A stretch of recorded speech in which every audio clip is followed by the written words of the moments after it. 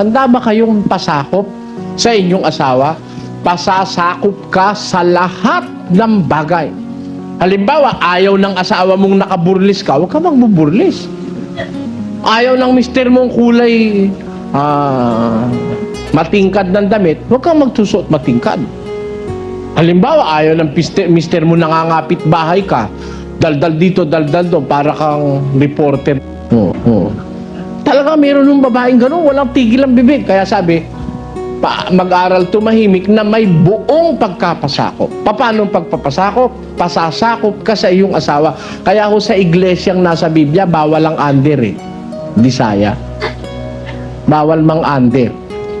Yung under disayang lalaki, walang kaligtasan yon. Impyerno pupuntahan nun. Kasi binabaliktad mo yung kapangyarihan ng Diyos eh. Sabi ng Diyos, ang babae sa ilalim ng puder ng lalaki. Tingnan ninyo si Eva, bakit siya kumain ng bawal? Kasi wala si Adan eh. Hindi man lang siya nagtanong muna kay Adan eh. Ang ginawa, kumain na. Nagsariling kalooban na si Eva. Hindi na nagkonsulta sa asawa. Alam niyo, ang isang mabuting pamilya, ang babae, pasasakop, bibili ka ng rep. Eh, alam mo namang ang mister mo naghahanap buhay. Dear, kasi yung mga bata eh, sana may baon lagi. Gusto ko sana bumili tayo ng rep. Magkano ba ikahulog isang buwan? Eh, nagtanong ako, ang hulog 1,000 eh. Pagtango ng mister mo, oh, sige, pagtityagaan na nating maghulog. Di kumuha ka, may away ba? Wala. Eh siya umukay. Eh siya presidente. Pag okay na presidente, okay na sa vice president. Di ba? Sino ba presidente? 5:23. Sapagkat ang lalaki ay pangulo ng kaniyang asawa. Ayun, ang lalaki, pangulo ng asawa. Sino hong lalaki rito ang vice president?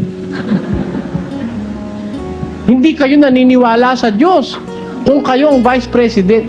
Dapat, pag may asawa, ang asawa, ang lalaki, yun ang president. Ang lalaki, pangulo ng asawa. Ang babae, pasakop sa kanyang asawa. Kaya kung hindi mag-aaway eh. Pangulo ka, lalaki, nagpapasakop naman si babae. Dear, dadalaw lang ako kila ina nga, baka ako gabihin. Pagtango niya, o sige, kamusta na lang kay inang? Pag ginabi ka, magagalit ba?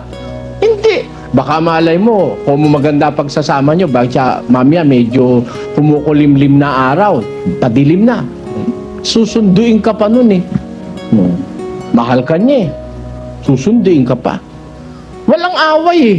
Kaya lang nag-aaway kasi hindi ko lumalakad sa riles, tindan nyo yung tren. Pag nasa riles, may banggaan ba? Wala.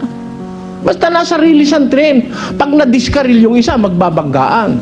Pag nawala sa riles, may rilis po ang babae, may rilis din ang lalaki. Parehong makakalakad kayong smooth na hindi madidisgrasya ang kahit na sino. Eh ngayon, bakit may disgrasya? Na-disgrasya yung mga anak, napabayaan, naging drug addict. Napabayaan yung mga anak, naging sugarol, naging standby, naging palaboy na lansangan. Bakit? May hindi lumalakad sa rilis yung mag-asawa eh.